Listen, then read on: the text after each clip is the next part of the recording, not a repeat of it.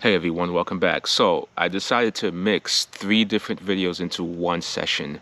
All three were shot on different days, but then they were a little long. There was really not much to talk about on those three videos. But I decided to mix them into one session so you can see how the pool project went out. Now, one of the things you're going to hear me mention is how I scalped the lawn.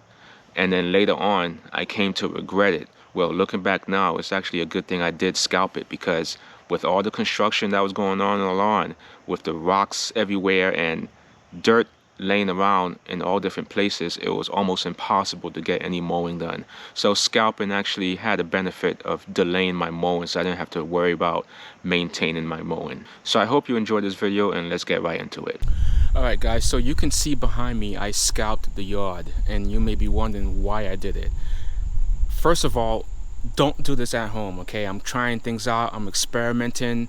I'm mainly experimenting to see what works and what won't work because I'm expecting to lose my turf in the next few days with these heavy machinery coming in.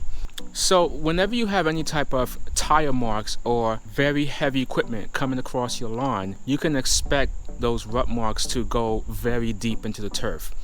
And normally when you want to repair those type of damage, you want to really sand level it and just raise it up, okay? But the problem I think that's going to happen is that you're going to have grass matted down on top of the soil being pushed down. So whenever you're doing any type of repair, you're going to have to rake up those grass to make them stand up. And once they stand up, this is when you can sand level and work it into the grass blades. So my theory, my thinking is that by scalping, I'm going to reduce any type of matting of the grass. So whether it works or not, I don't know. But you can see how I pretty much scalped the entire yard, even the front. I went down to 0.25 inches with the McLean mower, and I pretty much scalped the whole side of the turf where I expect the equipment to pass through.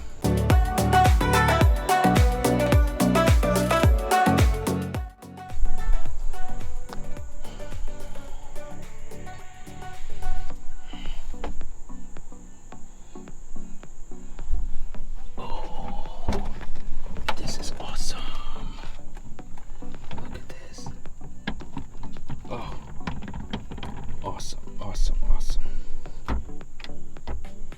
It's like a video game. Awesome. This is so cool. Never been inside a Bobcat before. I just don't know how to turn it on, but that's okay. I don't want to turn it on. Just wanted to see what it's like to be inside a Bobcat. Alright, progress guys. Here am I in the backyard. I have a Bobcat behind me just sitting on my turf. Long story short, basically a few days before I scalped my lawn thinking that I'm going to get rid of all the grass so that only thing I have to worry about after they're done working is the compression, the tire marks in the turf. That is a stupid idea. I scalped for no reason and caused unnecessary work. So long story short, basically they came here, they measured out the entire pool area, laid out where the pool was going to go and where the concrete was going to go.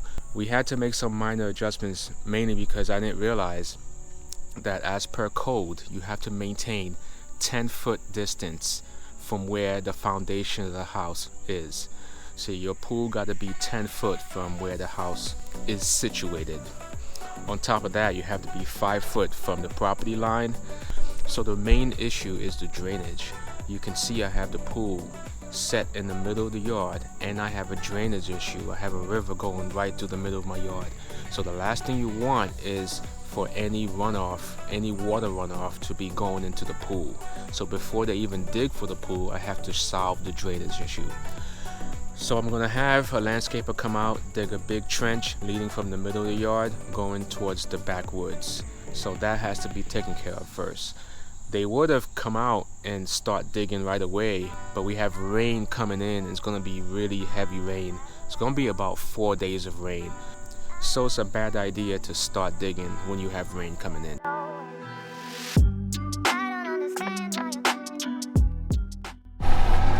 We need Edwin on the machine because I'm too fast.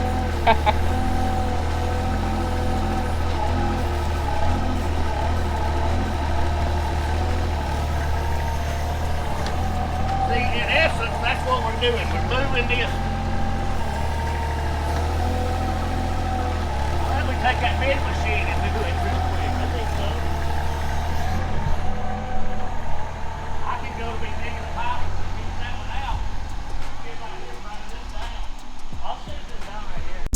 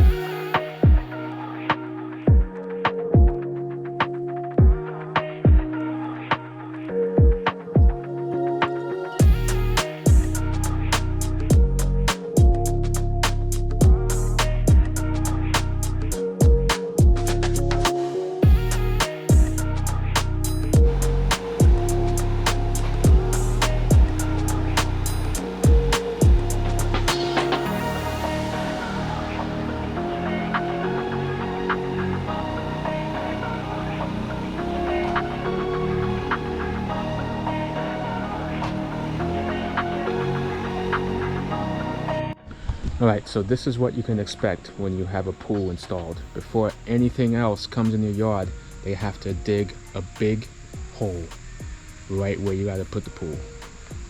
Look at all this dirt surrounding it. They're coming in tomorrow to drop the pool shell, so you'll see that video.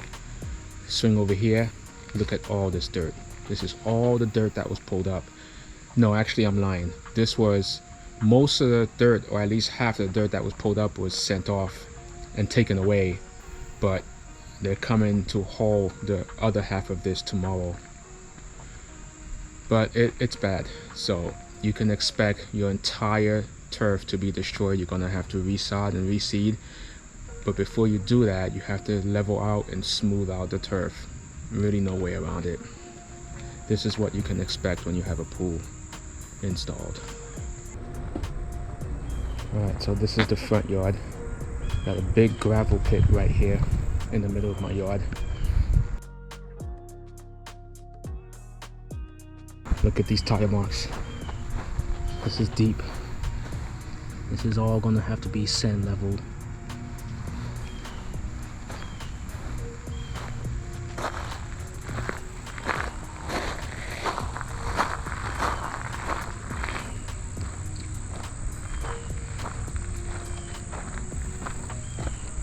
It is bad.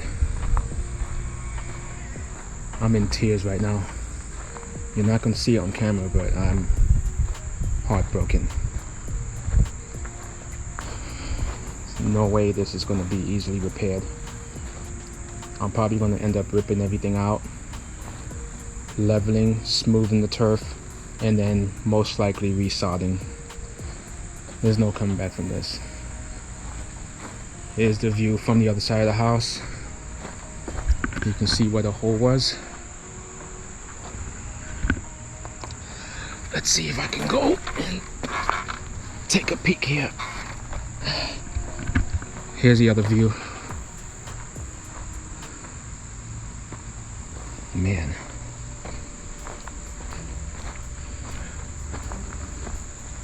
At least the dog potty spot was pretty much untouched. It's a little messy, but at least that's still intact.